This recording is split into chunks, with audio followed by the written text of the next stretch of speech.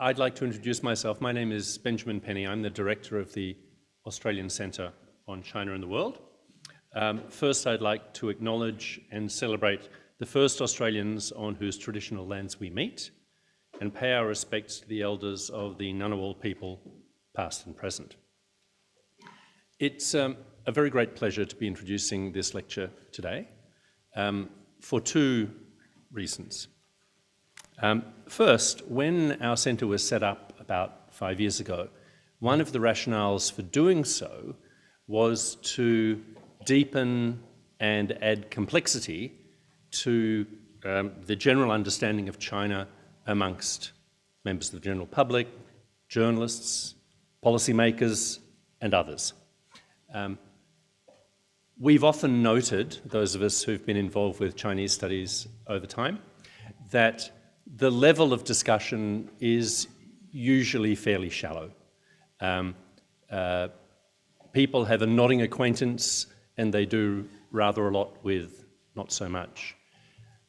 One of the questions, of course, that comes up in normal conversations with people about China in the last few years has had to do with cybersecurity. It is, in fact, I think, a classic case of where general perceptions of China and cybersecurity have been not very well informed. And for that reason, I think this lecture today is absolutely fulfilling our role to add complexity, to deepen understanding of what is a really most important topic and one which, generally speaking, is not well understood. The second reason it gives me great pleasure to introduce this lecture today is that it's the first time that the Australian Centre on China and the World and the National Security College here at the ANU have actually formally cooperated in a major event. The NSC and CIW, as we are known, acronymically, as the ANU is so fond, CIW and NSC are in fact kind of twins. We were born at the same time through the largesse of the Commonwealth Government, and for the last few years we've looked at each other across the campus and acknowledged and admired the work of the other, but until now we've not really forged the kind of relationship that I think both sides have always intended to forge and want to put some flesh on that bone. So I'm really pleased that this is the first of, I hope, many occasions that we can cooperate, not only in these kind of public occasions, which are wonderful, but also in other aspects of activities based at the university. So personal thanks to Rory for initiating this, which I think is a really potentially very strong cooperation. So to today's lecture. John R. Lindsay is a remarkable person with degrees from Stanford and MIT, with your actual military experience in the Navy, and as you can see now comes to us from the Monk School of Global Affairs at the University of Toronto. He's an assistant professor of digital media and global affairs. He has published in, I think I'm not a professional in this field, but it looks to me like most of the major journals in which one would want to publish if one was involved in this field. He's the co-editor of China and Cybersecurity, Espionage, Strategy and Politics in the Digital Domain, which is Oxford University Press from last year, and he's completing a book, Shifting the Fog of War, Information Technology and the Politics of Control. I think this will be a fascinating lecture, a stimulating lecture, and I think John is the ideal person to tell us about the topic, the role of cybersecurity in Chinese foreign policy. I'll invite him to the lectern and say that after his lecture we will be doing questions and answers for a while. So, John, thanks for me. Thank you very much. Thank you, Benjamin Penny, for this opportunity. Thank you, Rory Metcalf, for bringing these two schools together. And I also want to thank Roger Bradbury for putting together what has been an absolutely stimulating set of discussions on cybersecurity and policy and ways forward to study this. So my interest and China's interest in cybersecurity started at about the same time, although I didn't know it at the time. I was a very junior naval officer working at the NATO headquarters in Italy. And I became very interested in this fact that here we were fighting a war, there were no boots on the ground, and everything we did was mediated by information technology. So it started many years of interest in the role of information technology and its effect on military power. Well, during that same conflict, we accidentally blew up the Chinese embassy. And the next day, Jiang Zemin called a meeting of the Central Military Commission, and they made a few decisions right then. They decided they needed to start investing in technologies that would allow China to see far, and strike fast. They decided that they needed to start developing exactly the things that the enemy was afraid of. And so were put in place a number of initiatives to develop space weapons, cyber warfare, as well as some of the ballistic missiles that we now have seen fielded in the last couple of years. So as my interest in battlefield networks continued to develop, China's activity in the cyber domain also continued to develop. And so if you are interested in network-centric warfare or the revolution of military affairs, it became impossible to ignore China. China became a central case for understanding the larger effect of technology on security. So I will say that I come to China a bit late. I've learned a great deal from people, including people in this room, and my C++ is probably a bit better than my Putonghua. But this is a complex domain, and I think that that kind of interdisciplinary collaboration tends to be critical. So my strategy has been to lean on a lot of people that know a lot of different aspects of this particular problem. So this isn't just a blatant advertisement for the book that was just mentioned. I also wanted to point out a couple of things. First of all, I want to talk about the cover of this book. What you're actually looking at are a pair of ghosted images. Both of them were taken at the Wuzhen World Internet Conference last year, 2014, November. And this is a picture of the exhibition hall where you have several Chinese corporations, internet corporations, mobile phone corporations, and then of course there are two policemen that are wandering around. And this really captures two aspects which I think are central to understanding China's experience with the internet. China wants the economically open internet to get rich, but China wants to make sure that they have political control of that openness. They want to unbundle the political and the economic dimensions of this liberal socio-technical institution.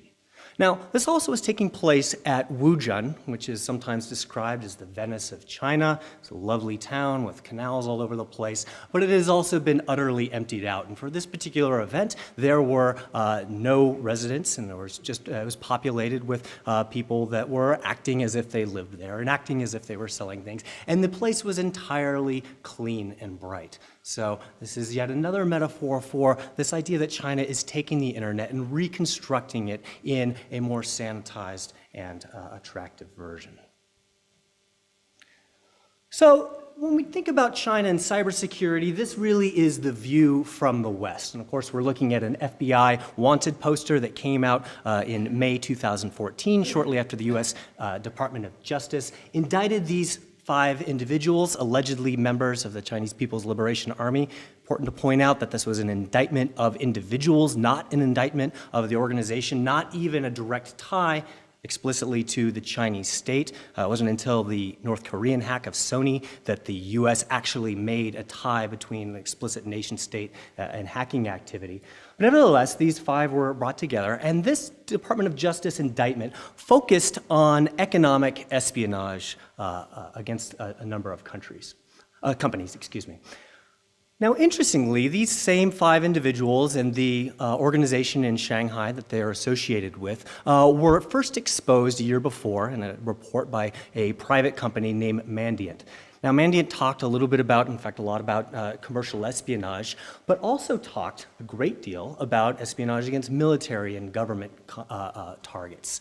Now, when the US opened this indictment, there was no mention of military and government espionage. The US has tried to make a very bright line distinction between commercial espionage for commercial profits, sponsored by the state in order to help corporations in that country, which the US sees as unacceptable, and espionage more broadly. Why might the US want to do that? Well, the answer is now obvious thanks to Mr. Snowden. Mr. Snowden revealed that the cybersecurity problems across the Pacific really go in both ways. And in fact, for all the volume of Chinese activity against Western interests, the sophistication of activity coming from the United States against Chinese targets of all kind is of a whole different order. Now, this was a very difficult moment for China. Here is Edward Snowden, who is blowing all of these American operations. In a sense, there's a sense of schadenfreude that here is America that has been accusing China of raiding the world's networks, and yet now here's the U.S. doing the same thing. China often describes the situation as a thief crying, "Stop thief." And yet at the same time, here's a dissident in Hong Kong, note the traditional characters. Here is China harboring the dissident who is fleeing another government whose rules it has broken. And of course, this is happening also during Xi Jinping's coming out party, right? He's supposed to be getting together with Barack Obama in Sunnylands during the same time, sort of stealing the national media spotlight. So this is kind of a very difficult set of circumstances for China to work through and deal with. Now, cybersecurity involves a lot of technology, but the technology is put to political and economic work. And the kinds of political and economic tasks that states use that technology for can often result in very different kinds of operations and even very different technological characteristics. So what we're looking at here is a tale of two advanced persistent threats. That word advanced persistent threat is a word that had traditionally been used to describe only China, but I think it's only fair to describe the National Security Agency as an advanced persistent threat as well. We're looking at two operations, both of them disclosed in early 2015. The green one over here on the right, disclosed by the private cybersecurity firm of Kaspersky in Moscow, which specializes in publicizing American operations. And the other one, we're looking at an operation described by the Citizen Lab at the University of Toronto. So in this other one called Equation Group, which is almost certainly the National Security Agency based on a lot of artifacts that relate to other attacks that you may have heard of, including the Stuxnet operation against Iran, Flame, Gauss, and a number of other things. There's a lot of code that is shared here. And when you look at these different modules, they do some very interesting things. They look for very precise configurations. Very precise targeting to make sure that they're looking at the right machine on the right network. If they don't find it, they delete themselves. There are modules, especially the one called Greyfish there at the bottom, which is designed to maintain an incredible degree of persistence. It actually overwrites the firmware to withstand military-grade erasure of the disks. This is something that computer scientists sort of laughed at, didn't think it was possible. Suddenly, Kaspersky shows that not only is it possible, it is being exploited quite rigorously. This is an actor that is very interested in stealth, in precision, and persistence. It also happens to have been found in states like Russia, Iran, Pakistan, and a number of other countries that are of peculiar interest to that particular actor. Now compare this to what's been described as the Great Cannon. You're all probably familiar with the Great Firewall. The Great Firewall sits between the global internet and its connections to China. It's actually described as a man-on-the-side attack. The Great Firewall basically listens, it taps all of that information going back and forth. If dirty words that are on the official banned list come by, then the Great Firewall will send a reset command to the server, so it will stop serving content into China. So what happened is in late 2014, an organization called greatfire.org, and they supply a lot of software that dissidents can use to circumvent the Great Firewall, found itself under tremendous denial of service attack, one of the biggest DDoS attacks that had ever been seen. It was being attacked by billions of computers an hour. A lot of that infrastructure actually residing on GitHub machines located in the United States. How did this work? Well, it actually used the same architecture as the Great Firewall, but rather than being a man in the middle, it was a man on the side, it was a man in the middle.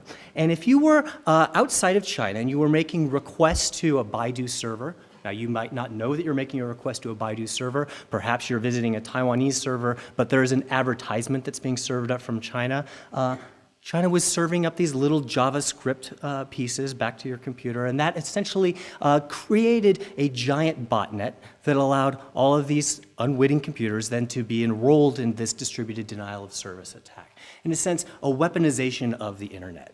This is noisy, this is loud, and this is focusing on suppressing politically subversive activity in the eyes of the Chinese state. Quite the opposite of what we're looking at on the American side. So when we're talking about cybersecurity, we're talking about a lot of different things, and focusing on the political and economic intentions of those attacks is really critical for looking at that activity.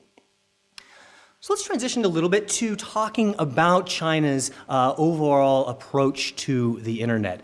Chinese internet development started a little bit later in the mid-aught years, but really started to take off quite quickly. 2015 numbers put Chinese netizens, or Chinese internet users, at about 640 million. Still only half of the population, so China's internet penetration is not as significant as what we see in countries like Australia, the United States, Japan, and Europe, upwards of about 90% or higher. China's full of paradoxes. Here we have both development and developing country overlap together. But China is very interested in trying to do these two things that I set out at the beginning. They want to use the internet to get rich and take advantage of all of the opportunities that being connected to the world offers, and yet at the same time try and control the political liabilities that would come with maintaining that openness as well. So China recognizes quite explicitly that the internet is an engine of growth. Xi Jinping has talked about it as two wheels on an engine, two wings of a bird. Development must go together with security. China's economic miracle has been largely based on exploiting opportunities in the supply chain and in low and medium end production, where they have been able to achieve massive economies of scale, which mean they're utterly dependent on the integrated global economy, which of course in turn is utterly dependent on the internet. Now, at the same time, China talks about needing to ensure the rational and positive use of the internet by curbing any malicious uses. Now, in a 2010 document on the internet in China by the State Council, they talked about several things which were not quite acceptable. No organization or individual may procure, duplicate, announce, or disseminate information having the following contents: being against the cardinal principles set forth in the Constitution, endangering state security, divulging state secrets, fair enough, subverting state power and jeopardizing national unification, damaging state honor and interest, instigating ethnic hatred or discrimination, jeopardizing ethnic unity, jeopardizing state religious policy, disrupting social order and stability, disseminating obscenity, pornography, gambling, violence, brutality, terror, abetting crime, humiliating or slandering others, trespassing on the lawful rights and interests of others, and other contents forbidden by laws and administrative regulations. So I'm sure most people in this room have already broken at least 3 of these laws before breakfast. So what we see is a lot of law that enables a fairly arbitrary enforcement of those as the situation may allow. Now you're probably wondering who this little creature is at the bottom. This is the grass mud horse. I'm not going to try and say its name in Chinese, because if I do and I get the tones wrong, I'm going to insult several of your parentage and your relatives. I wouldn't want to do that. But this character shows up as becoming a bit of a folk hero for the evasion of censorship techniques. China has one of the most sophisticated information control regimes in the world. It involves filtering, dirty word blocking, and it also involves more active measures to shut down sites and change and guide content. But of course, there's a constant arms race between those efforts to stop that discussion and playful attempts to try and work around the so-called harmonization of the internet. And this creature is one advocate for that. The goal at the end is to make cyberspace clean and chipper. Now this is a bit of an eye chart. I'm just going to call a few things to your attention.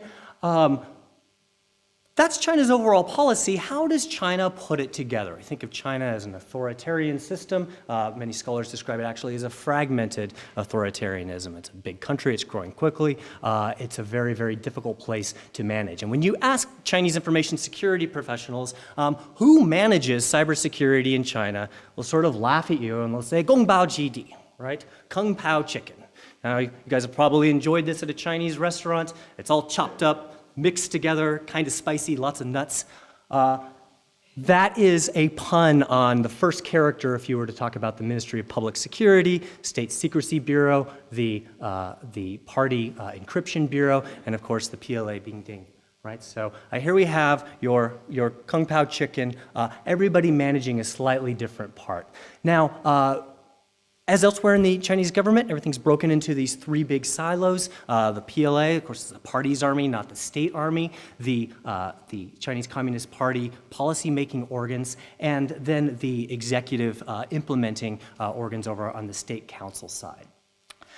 Now, you'll notice in the middle that you have a couple of these leading small groups, which is the party's mechanism for different policy issues, were collapsed in early 2014 and elevated to the presidential level to create this new cybersecurity and informatization leading small group. Before that, it was a much lower level state informatization group, and that was looking at overall Chinese information technology policy, and a subgroup within that focused on security and cryptography. And they released a lot of documents in 2003, started releasing money, but then got distracted by other things, the Olympics, the financial crash, and meanwhile, indigenous cybersecurity industry started to grow up and develop a lot of its own interests.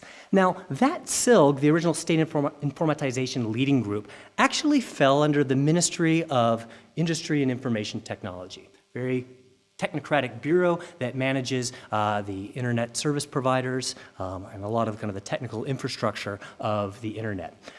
When these were elevated and turned into this new SILG, the Cybersecurity Informatization Group, with the heads of all of the relevant agencies, the administrative organ was taken out of MIIT and put underneath the State Internet Information Office. Okay? And this falls beneath, of course, the State Council Information Office, which manages propaganda, information control. And this was a very clear message in my mind that we're really going to emphasize the information control aspects when we're talking about cybersecurity, to the extent that that management has been taken away from the technocrats and given to the propaganda ministries. The State Internet Information Office has since been renamed the Cyberspace Administration of China. That is being run by a guy named Liu Wei, who doesn't have much of a technical background, but did run Xinhua. So again, when Chinese are talking about cybersecurity, they're not necessarily talking about the same technical things that we are in the US, in the Western world. What's the result? Well, one result I would argue is that information security, Xinqianchuan, is not the same as network security, Wangluanchuan. Wangluanchuan is what we talk about as cybersecurity in the West, where we're talking about a reliable and technically robust and resilient internet. Information security is a much broader concept, which includes, in fact, emphasizes the content of that activity. As a result, you have an open season on the Chinese internet for cybercrime. In fact, you see levels of cybercrime that would not be tolerated in the West as long as they are only focused on economically exploitative activity. It's very interesting to look at the differences between the Eastern European cybercrime, which targets Western Europe and the United States. This is an export activity. It does not prey at home. Eastern European cybercriminals do not prey on Eastern European victims. China, by contrast, is largely a homegrown activity. This is Chinese criminals preying on Chinese victims, as well as participating in the larger global cybercrime ecology. This is enforced only sporadically. There'll usually be a large roundup like there was last July. 15,000 people will be arrested, some of them for more political reasons than actual hacking. And in the meantime, a lot of the buying and selling of stolen credentials, envelopes, video game accounts, and other digital goods happen right virtually out in the open. And if you know the jargon, then you can go ahead and track what this looks like. And we have a couple of authors from Tsinghua who did exactly that. This is Jingjing and Cha-Cha down at the bottom. It was a little icon, used to be in Shenzhen Internet, which would pop up if you were doing dirty word searches, and they would remind you to keep the internet safe. So again, focusing on Xinqi Anchuan, not Wanglu Anchuan.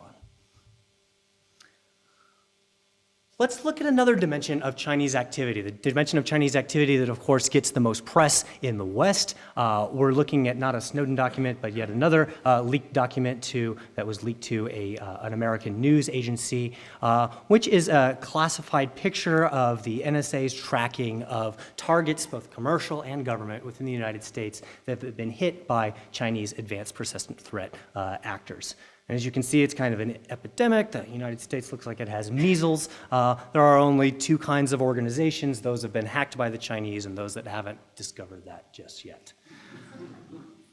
China often denies that this is going on. How do we know that it's China? Attribution is a big, complex problem. It's often described as one of the hard problems of cybersecurity. I'll just give you one taste of why the little bits of evidence come together and point pretty unambiguously at China.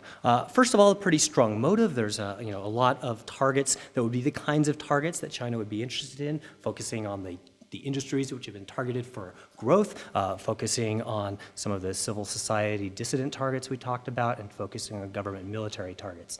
We're looking here at a non-governmental organization in Washington, D.C. that deals with a lot of China issues, and we're looking at phishing emails that come in, and this is Eastern U.S. time, exactly 12 hours off of China.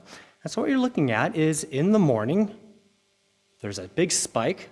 It kind of drops off. There's lunchtime, goes back up after lunch. Then the swing shift comes in the evening, and then it drops off throughout the evening in China Standard Time. This is very regularized, bureaucratic, workaday activity happening on weekdays, happening in the morning, lunch break, going back again. This is a large, robust, industrial-scale phishing activity. You put that together with artifacts that show up in code, linguistic characteristics, and some other technical indicators, you start to put together a pretty interesting and persuasive case that doesn't have a reasonable alternative explanation that this is a Chinese penetration.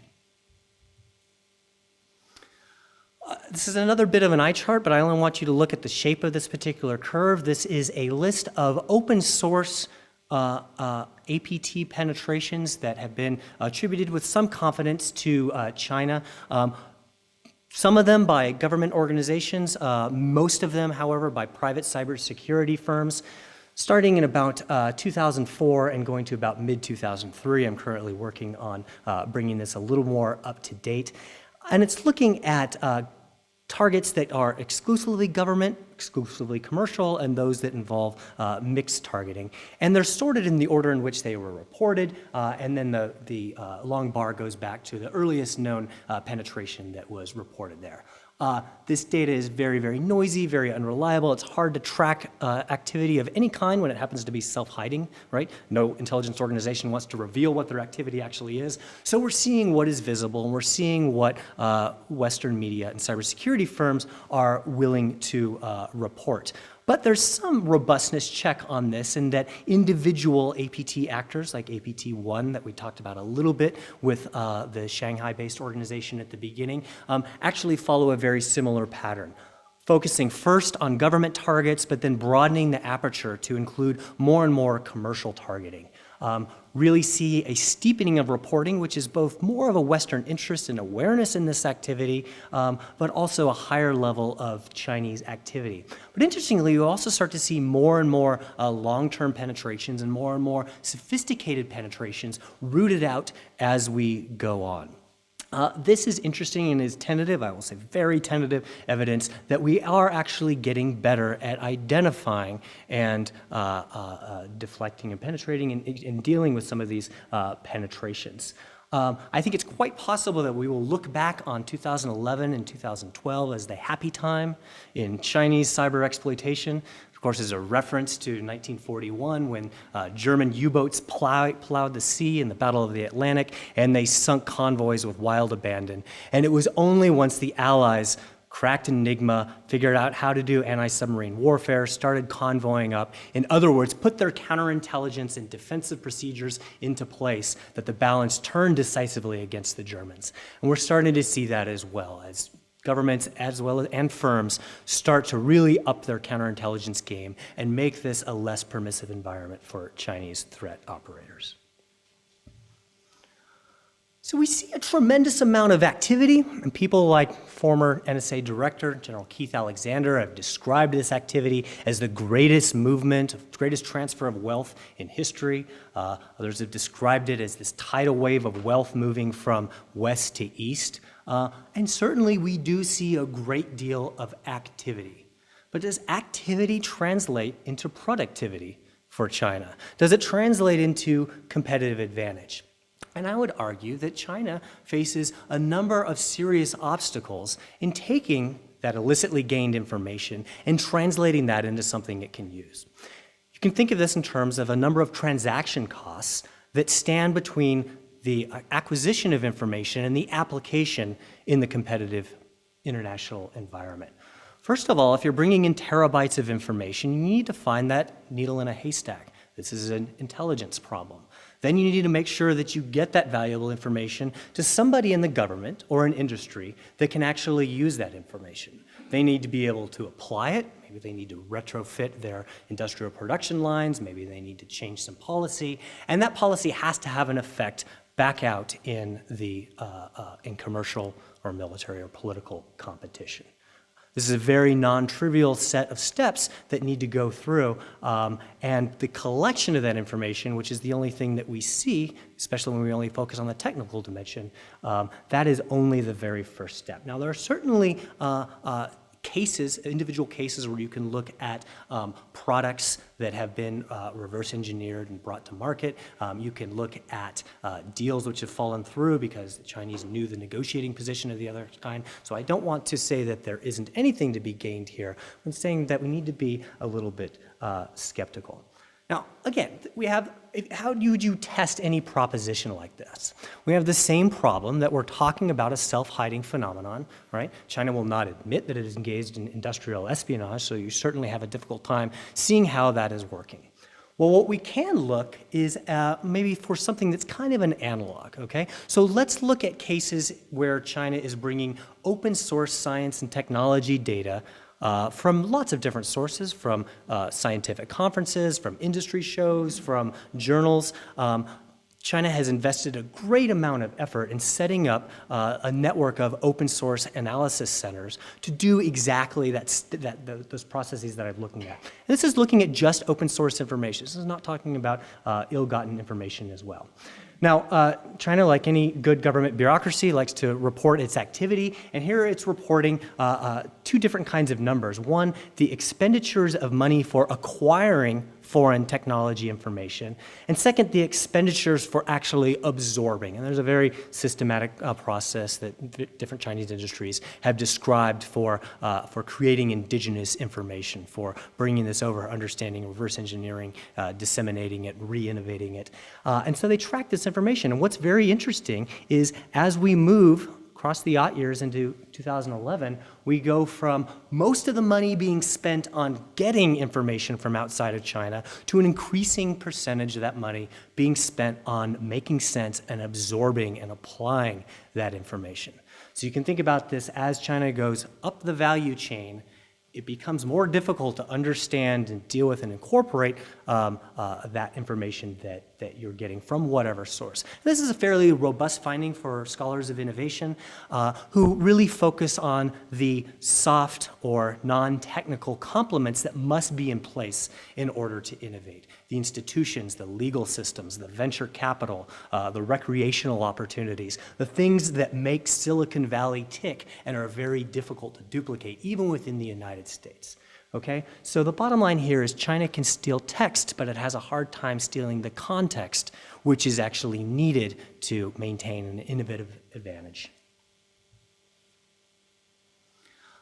So let's move from industrial espionage, which second to cybercrime would be the most actual activity that we see, and let's move to what is less probable, but in many ways more worrisome, and certainly something that captures a lot of media headlines on both sides of the Pacific. What you're looking at here is a screenshot from a Chinese documentary called The Cyberstorm Has Arrived. It's on CCT7. If you guys are in China, I recommend you watch. This is the PLA's channel. There's always exciting things being run on this particular station. And this was a documentary in 2011 which talked about cyber war and things that the U.S. was doing and China was doing. The future of war is going to be in cyberspace. But in this military production, there was this really weird moment where this picture came up, and here's the University of Alabama at Birmingham, and there's their Falun Gong organization being targeted by this very silly graphical interface that says attack or cancel, right?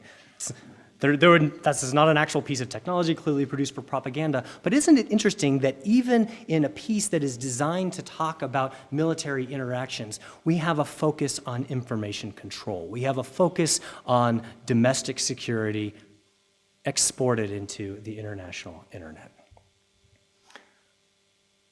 So looking a little more seriously at PLA doctrine, there are a consistent number of themes which have emerged throughout the past several years.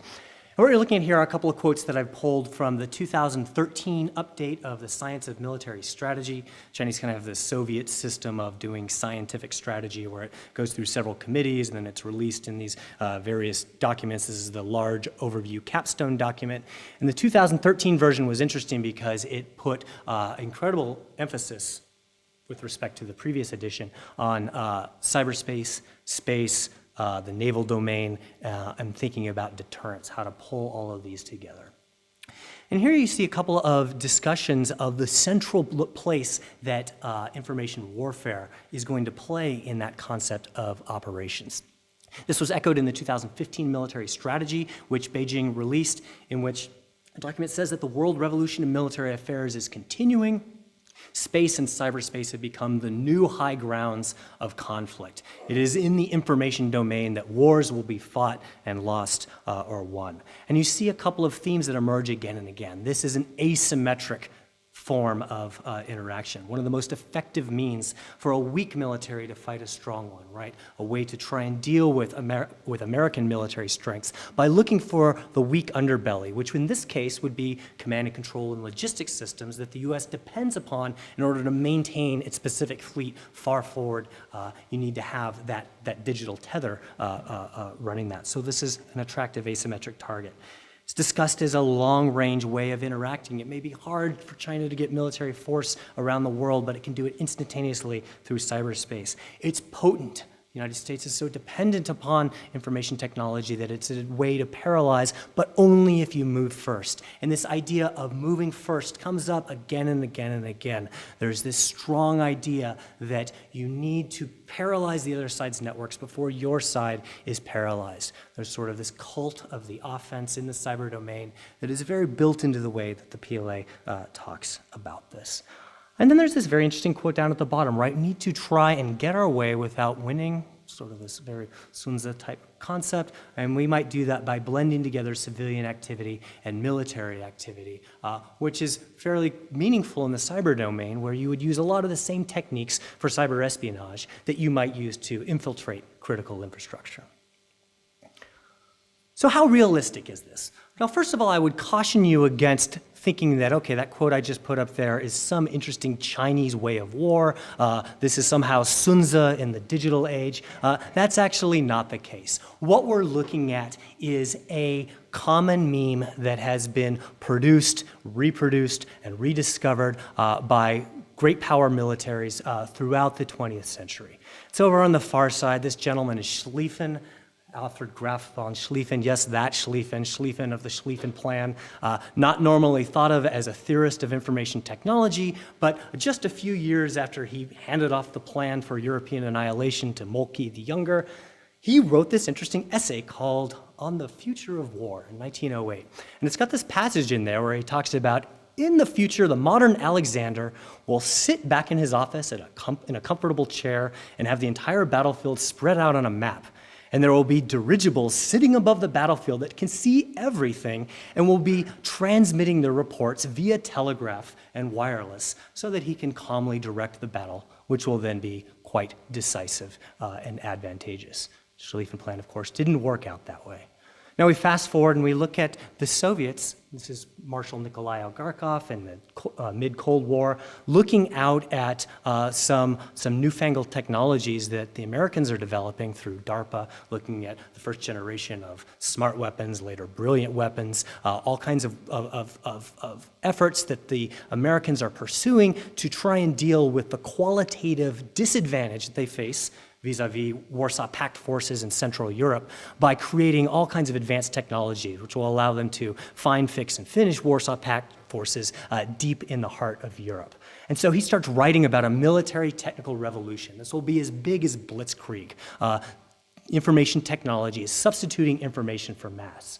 Well, this fellow, Andrew Marshall, is reading a lot of this and says, that's interesting. The Soviets are afraid of this. We should double down and do any more of this, and starts writing about this, commissioning academic studies. And they start writing about the revolution of military affairs. The revolution of military affairs is going to be offense dominant, long range, potent, asymmetric, all of those things that the Chinese were talking about. And indeed, in books like Unrestricted Warfare, written in the 90s by this guy, now Major General, you see an importation of ideas that start with the Soviets looking at the Americans copying Soviet ideas, Chinese now writing about American ideas, and now we're looking at Americans back-translating Chinese ideas and talking about a Chinese way of war. Now, there is a consistent expectation that the revolution of military affairs will be fast, quick, and decisive, and yet it is constantly disappointing. Okay? We see that confusion and the fog of war continues to reign on the battlefield, and to the degree that it does work for US and NATO forces that have tried to put it together, it works because you have this bottom-up innovation amongst junior officers, NCOs, and embedded civilians working in a very decentralized manner. China is beginning to understand this, but recognizes that empowering its NCOs, empowering its JOs is a very difficult thing for an army like the PLA and its institutional legacy as the party's army to really wrap its hands around. So the institutional component, just like in the commercial case, looms large in actually translating that technological potential into military advantage. The fog of war is not just something that exists on the battlefield, it's something that afflicts cyberspace as well. And what we're looking at here is a screenshot from Iran before the Stuxnet attack, looking at its industrial control system, which of course was attacked by the Stuxnet virus put together allegedly by the US government and with help or maybe with the major leadership of the Israelis. We don't quite understand that yet. But the point I want to make is that when we talk about military or disruptive cyber-physical events, we're looking at an N of maybe 4, maybe 6, depending on how you count, very few, and it requires a high degree of sophistication. Mistakes are made on both sides, right? We're not supposed to know about Stuxnet. We know about Stuxnet because the coders, even though they were at the top of their game, it was the National Security Administration with all kinds of support, years and years of preparation. They mocked up an entire copy of Natanz, broke things in the safety of the Negev Desert and back somewhere in the United States. They still made mistakes. Simple ones like they controlled for all of the antiviruses that people might use, ESET, Symantec, Kaspersky, but they didn't control for this really strange one in Belarus, right? And that's one of the ones that actually compromised Stuxnet. So mistakes get made even when you're at the top of your game. So suddenly China now finds itself in this interesting situation. It's written a lot about information warfare, considering that it's an asymmetric capability, but the asymmetry is actually running in the opposite direction. China has very little experience fighting a network-centric war, going up against a very, very experienced adversary. And even in that case, mistakes are being made. So that's something to worry about, and we'll continue to develop this, even though the political conditions that would get us there are perhaps quite remote. So let's come back down to earth a little bit and talk about what some of the activity looks like and what we might actually be able to do about it. Well, for those of you that have been following the news, you probably read back in September, there was a big meeting between Barack Obama and Xi Jinping again, and one of the major topics was cybersecurity. And they came to a landmark deal which in effect said, we agree that we will not use ICT, information and communication technology, to target commercial entities by state-sponsored actors, and we will not take that information and give it to other commercial actors for commercial gain. So is this a landmark deal? We're advancing cyber norms, kind of a new moment for peace and cooperation, or are these guys just had a bit too much of whatever they're drinking there? The wording of the same agreement, interestingly, was repeated at the G20 meeting in Turkey a couple months later. I just want to say this is fairly, landmark stuff. But the activity emanating from China, and we can only assume until we have another Snowden emanating from the United States as well, did not diminish. Interestingly, it appears that some of the noisiest PLA actors have actually toned down their activity. And in the MSS, the Ministry of State Security, which is like China's CIA, that activity has actually increased. And that's very interesting because MSS is widely recognized by companies that operate and have to deal with regulation in China. The most sophisticated technical operators live in the MSS. So what's happened? The incentives are not to end cyber espionage.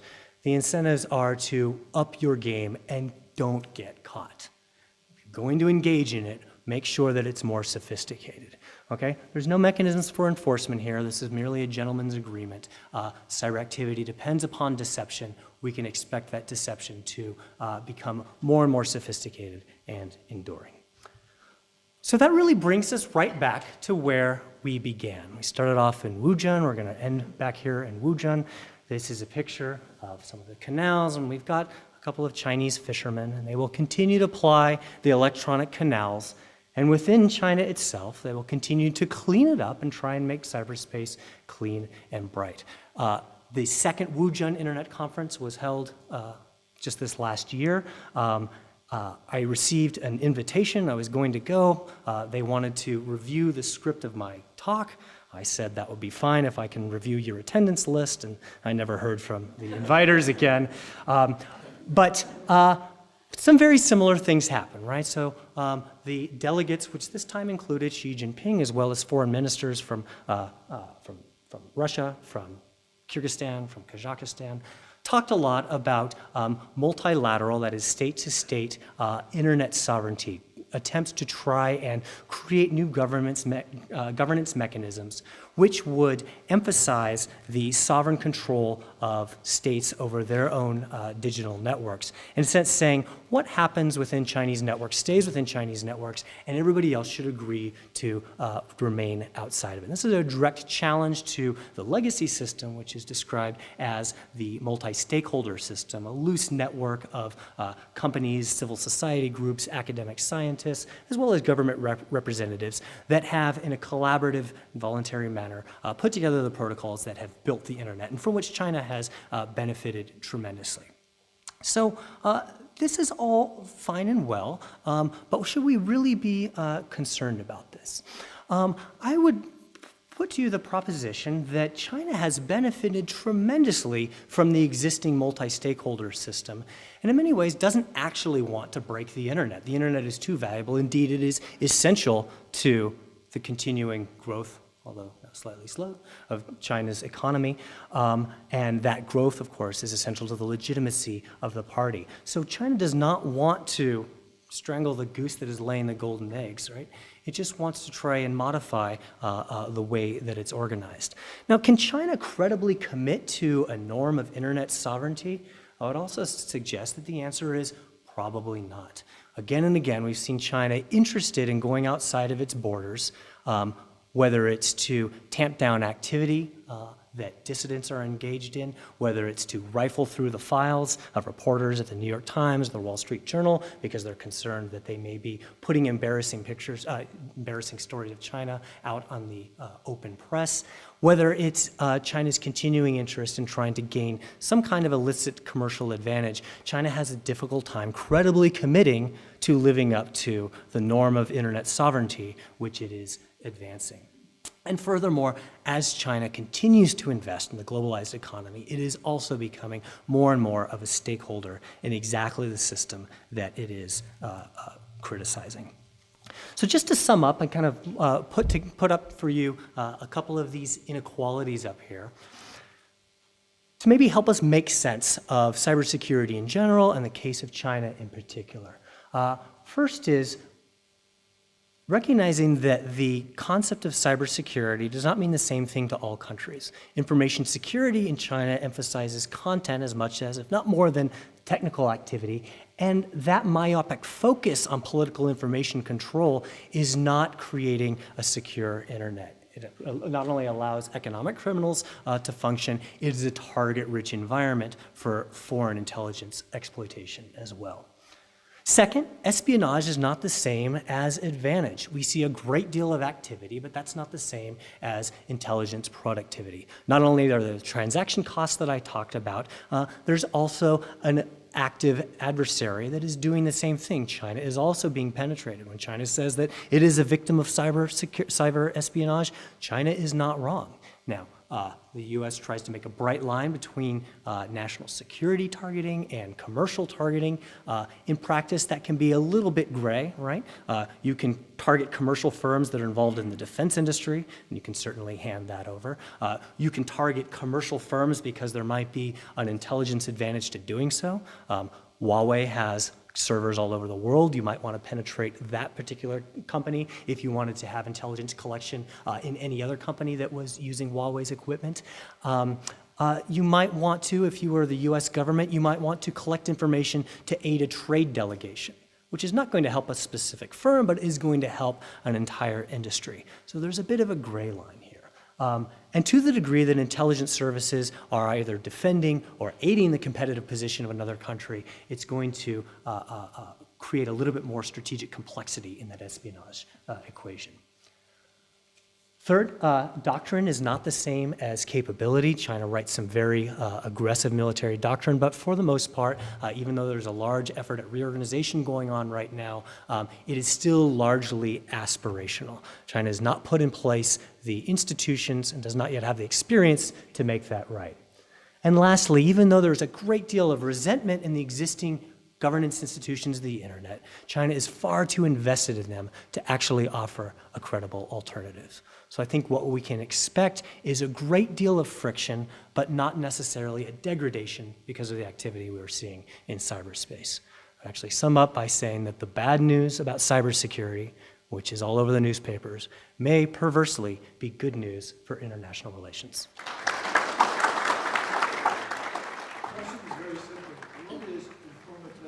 Informatization is this interesting word, 信息化, that the Chinese use to talk about the transformation of all dimensions of society by information technology. So business, society, military affairs are all being informatized. And sort of this Marxist-Leninist idea that technology drives tactics and everything else. So in the same way that the Industrial Revolution changes the means of production, now the information revolution changes everything. And so China is then compelled to come up with national policies. But unlike everywhere else in the information revolution where there's more of a bottom-up flavor, this is a very kind of heavy top-down national information technology policy.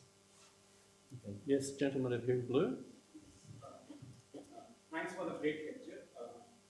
My question is, the cyber attack on the Ukraine's power grid, which happened in December 2015, does it add another dimension to cybersecurity? Do you think the developed nations would now try delinking the essential services from the technology network? So that's a very interesting, so what he's talking about there was an incident which appears to receive some confirmation now that an attack originating from Russian sources shut down the power grid in Ukraine in the middle of the winter, power's offline for about 6 hours, and then brought up. So this is the first time that the electrical power system has been shut down by a malicious, intentional act. That certainly is a watershed in terms of kind of cyber attack being used for some of the things that we've all been most afraid of. But in my opinion, this has actually followed very much the same script of tentative restraint that we've seen in other places, right? This is an action that happens 2.5 years into a conflict. It's preceded by a lot of probes, and it's turned off and it's mitigated within 6 hours, okay? So things could change in the future, but we're still seeing a great deal of restraint built into exploitation and disruption in the cyber domain. So again, more of this to come, but you're looking at more complexity, not necessarily catastrophic danger. Tom Worthington from the Research School of Computer Science here. You mentioned the Olympic Games along the way. In late 2000s, I was invited over to Beijing to help with designing their website, which was run by the People's Daily. Are there vulnerabilities in China's use of the internet that'll make them nervous? They gave me a tour of the data center and I thought, if I just change the front page of the People's Daily tomorrow to say Chinese government overthrown, you know, everyone would believe it. So are there vulnerabilities that the Chinese government has to address in the aspects of the internet, even to protect itself from their own factions within the government? Yeah, absolutely. I think this discombobulation of Chinese internet policy creates all kinds of flaws that can be exploited. I mean, you mentioned Olympic Games. I wasn't sure if you were talking about Stuxnet or the actual Olympic Games, but of course there was that famous image of the Windows blue screen, broadcast up on the birdcage. So these flaws kind of exist, and if they exist, they could probably be manufactured remotely. One thing that I think is very interesting, and you're starting to see some discussion of it in kind of U.S. government back channels and other kind of strategic places, is looking at Chinese information control as a counter-value target. So in the lexicon of deterrence, you distinguish between counter-force, taking out somebody's capabilities, and counter-value, shutting down something that the adversary cares about. So China has signaled quite obviously that they care a great deal about information technology, and they've built this tremendous technical infrastructure to facilitate that. Well, the Great Firewall is a piece of technology, and it's a piece of technology that could be hacked. Should it be? Could it be? How would China react? Fascinating research project. Somebody should look into that. But absolutely, I think that anything that you're using cyberspace for is going to open up vulnerabilities. And they've put such an emphasis on that I think that they have signaled to many that this is that is ripe for exploitation. I think on that, I will also point out that when China talks about the fact that it's being hacked by civil society activists that are trying to help people like greatfire.org to get around the Great Firewall. The U.S. government has invested hundreds of millions of dollars in an internet freedom initiative that basically are helping people to hack through the Great Firewall. Now, this is a vital national interest to the Chinese Communist Party, and here's the government actually funding, U.S. government funding hacking tools to go through that. So I think in a sense, the Chinese government is absolutely right that it's not just Mr. Snowden, there's all kinds of hacking activity that's sanctioned by the U.S. government, just for those reasons. Look, just a final quick word from me as head of the National Security College. I want to thank Benjamin Penny and the Centre on China and the World here for this first moment of partnership between these two critical acronyms of the ANU, NSC, CIW, ANU. Remember those three. We are looking forward to working together, Ben, on a range of issues, and I think the fact that both our centres, I think, were born in the same spirit of partnership of the university, the policy community, and really international engagement is a sign that we should work together. So thank you. I want to especially thank John Lindsay for, I think, a very important talk today, a very important presentation, and John will be videoing this, and it'll be on the internet. Perhaps not in China, I don't know, we'll see, in times to come. I think it's a very worthwhile talk from an Australian national security policy point of view, because a lot of the insights that you've given us into the very dynamic nature of competition in cyberspace between China and the United States and others suggests that the future is not preordained in security relations. There's a lot of mutual vulnerability there. There's a lot of contingency, a lot of dynamism, and I think there is a chance for governments to really try and help shape the future. So I think as a policy thinker, I find that a most useful set of insights. I think your expertise speaks for itself. I think there'll be a lot of people in this room and elsewhere who'll be going through this talk again and your wider work. So I want to thank you again for your contribution to the National Security College's Cybersecurity Week this week, our wider conference. We look forward to the continued partnership with you. So thank you, John.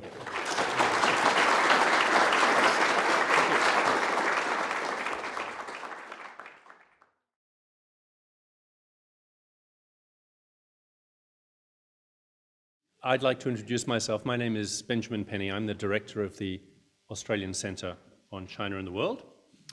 First, I'd like to acknowledge and celebrate the first Australians on whose traditional lands we meet and pay our respects to the elders of the Ngunnawal people, past and present. It's a very great pleasure to be introducing this lecture today for two reasons. First, when our centre was set up about 5 years ago, one of the rationales for doing so was to deepen and add complexity to the general understanding of China amongst members of the general public, journalists, policymakers, and others. We've often noted, those of us who've been involved with Chinese studies over time, that the level of discussion is usually fairly shallow. People have a nodding acquaintance and they do rather a lot with not so much. One of the questions, of course, that comes up in normal conversations with people about China in the last few years have always intended to forge and want to put some flesh on that bone. So I'm really pleased that this is the first of, I hope, many occasions that we can cooperate, not only in these kind of public occasions, which are wonderful, but also in other aspects of activities based at the university. So personal thanks to Rory for initiating this, which I think is a really potentially very strong cooperation. So to today's lecture. John R. Lindsay is a remarkable person with degrees from Stanford and MIT, with your actual military experience in the Navy, and as you can see now, comes to us from the Monk School of Global Affairs at the University of Toronto. He's an assistant professor of digital media and global affairs. He has published in, I think I'm not a professional in this field, but it looks to me like most of the major journals in which one would want to publish if one was involved in this field. He's the co-editor of China and Cybersecurity, Espionage, Strategy and Politics in the Digital Domain, which is Oxford University Press from last year, and he's completing a book, Shifting the Fog of War, has had to do with cybersecurity. It is, in fact, I think, a classic case of where general perceptions of China and cybersecurity have been not very well informed. And for that reason, I think this lecture today is absolutely fulfilling our role to add complexity, to deepen understanding of what is a really most important topic and one which, generally speaking, is not well understood. The second reason it gives me great pleasure to introduce this lecture today is that it's the first time that the Australian Centre on China and the World and the National Security College here at the ANU have actually formally cooperated in a major event. The NSC and CIW, as we are known, acronymically, as the ANU is so fond, CIW and NSC are in fact kind of twins. We were born at the same time through the largesse of the Commonwealth Government, and for the last few years we've looked at each other across the campus and acknowledged and admired the work of the other, but until now we've not really forged the kind of relationship that I think both sides. And they made a few decisions right then. They decided they needed to start investing in technologies that would allow China to see far, and strike fast. They decided that they needed to start developing exactly the things that the enemy was afraid of. And so were put in place a number of initiatives to develop space weapons, cyber warfare, as well as some of the ballistic missiles that we now have seen fielded in the last couple of years. So as my interest in battlefield networks continued to develop, China's activity in the cyber domain also continued to develop. And so if you are interested in network-centric warfare or the revolution of military affairs, it became impossible to ignore China. China became a central case for understanding the larger effect of technology on security. So I will say that I come to China a bit late. I've learned a great deal from people, including people in this room, and my C++ is probably a bit better than my Putonghua. But this is a complex domain, and I think that that kind of interdisciplinary collaboration tends to be critical. So my strategy has been to lean on a lot of people that know a lot of different aspects of this particular problem. So this isn't just a blatant advertisement for the book that was just mentioned. I also wanted to point out a couple of things. First of all, I want to talk about the cover of this book. Information technology and the politics of control. I think this will be a fascinating lecture, a stimulating lecture, and I think John is the ideal person to tell us about the topic, the role of cybersecurity in Chinese foreign policy. I'll invite him to the lectern and say that after his lecture, we will be doing questions and answers for a while. So, John, thanks very much. Thank you very much. Thank you, Benjamin Penny, for this opportunity. Thank you, Rory Metcalf, for bringing these two schools together. And I also want to thank Roger Bradbury for putting together what has been an absolutely stimulating set of discussions on cybersecurity and policy and ways forward to study this. So my interest and China's interest in cybersecurity started at about the same time, although I didn't know it at the time. I was a very junior naval officer working at the NATO headquarters in Italy, and I became very interested in this fact that here we were fighting a war, there were no boots on the ground, and everything we did was mediated by information technology. So it started many years of interest in the role of information technology and its effect on military power. Well, during that same conflict, we accidentally blew up the Chinese embassy. And the next day, Jiang Zemin called a meeting of the Central Military Commission